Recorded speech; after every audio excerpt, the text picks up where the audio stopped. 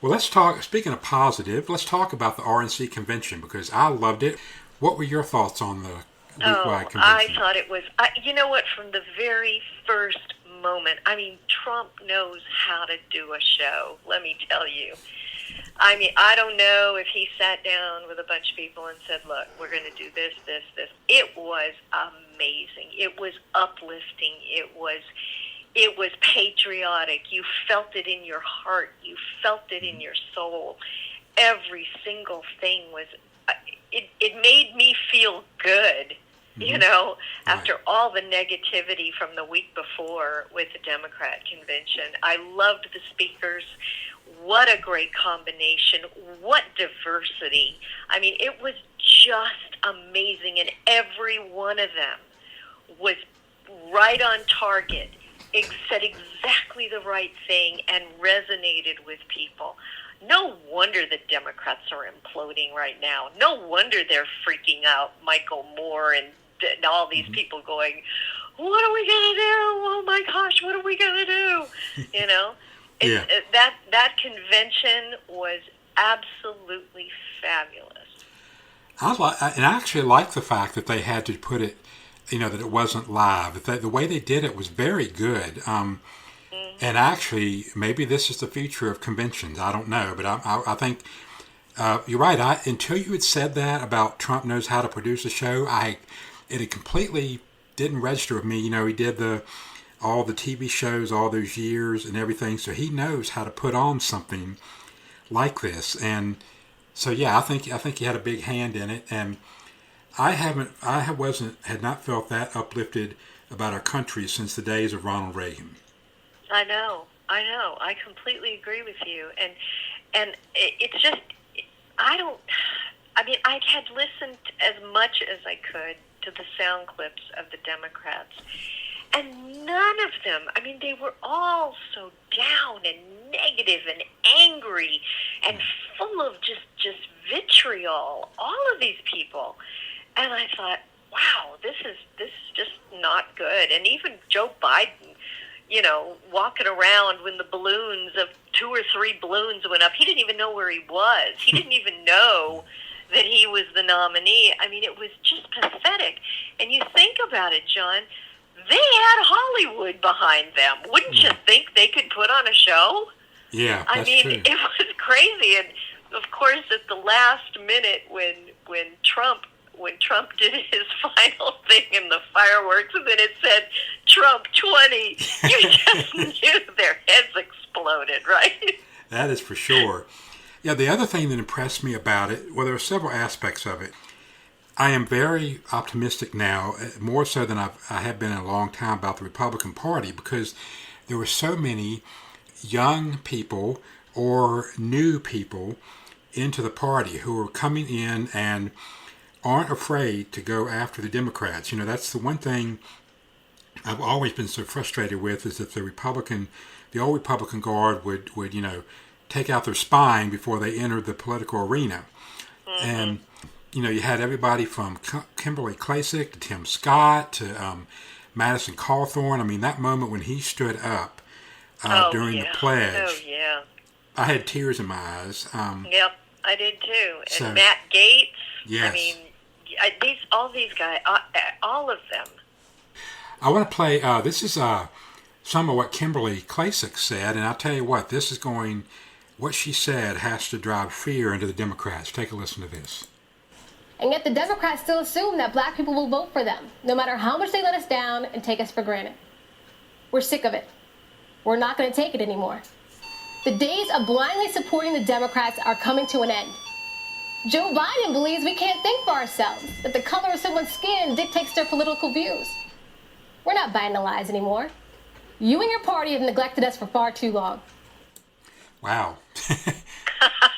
Yeah, she's a firecracker, I'll tell you. She's not afraid of these people. No. And I'm happy.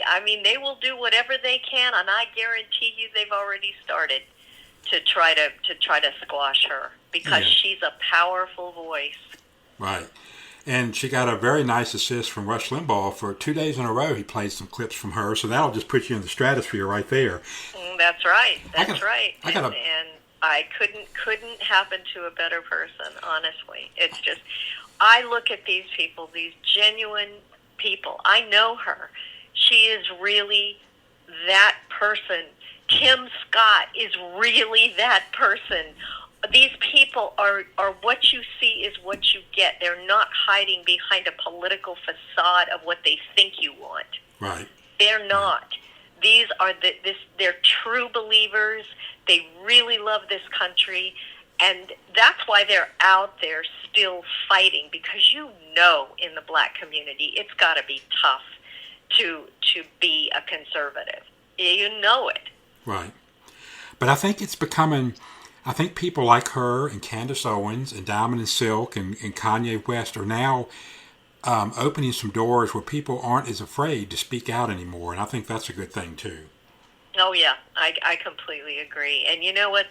More and more people will gravitate toward the voices.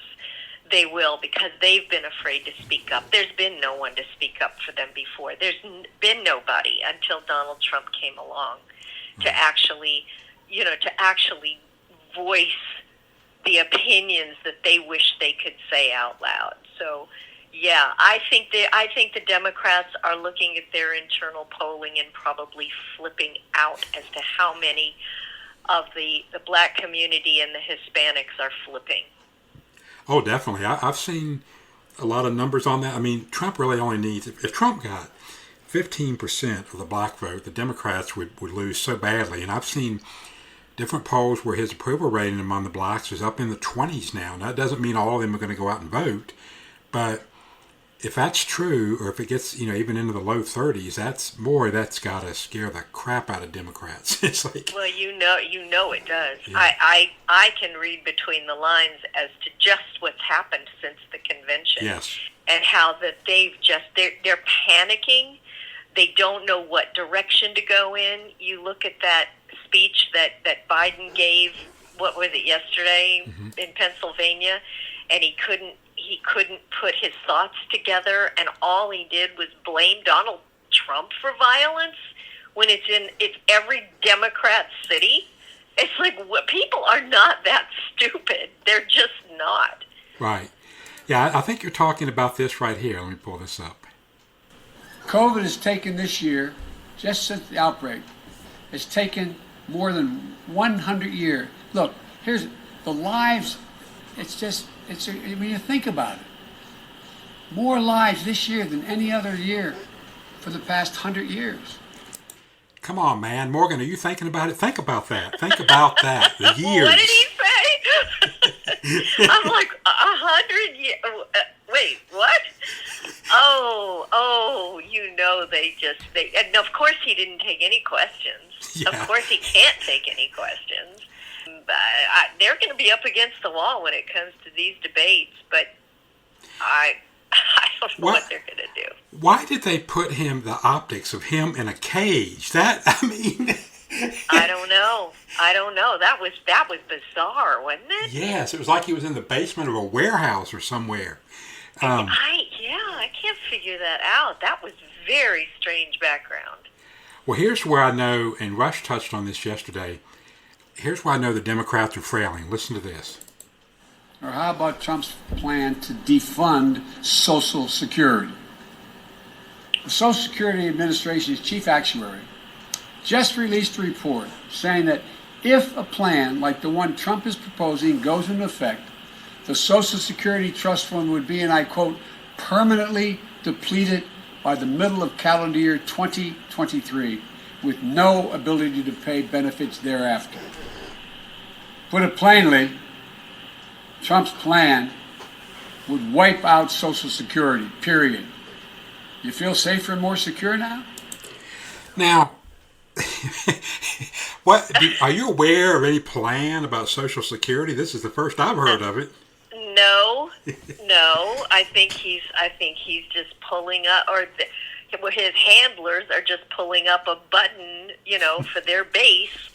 Say something about Social Security. Say something about. They always bring that out. Yeah. They trot that out along with everything else, And if everything else, they're just going to throw everything against the wall and see what sticks. But people know that's been said.